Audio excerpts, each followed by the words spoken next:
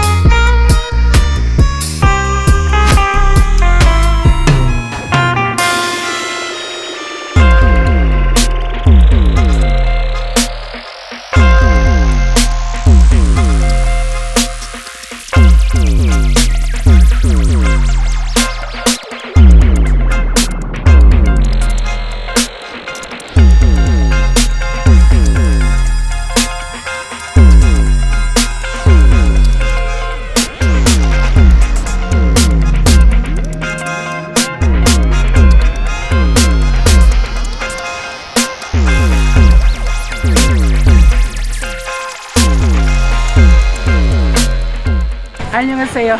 Please come to Seoul Shack. We serve affordable and very delicious Instagrammable Korean food. Only at YelloCube Food Hub. Come.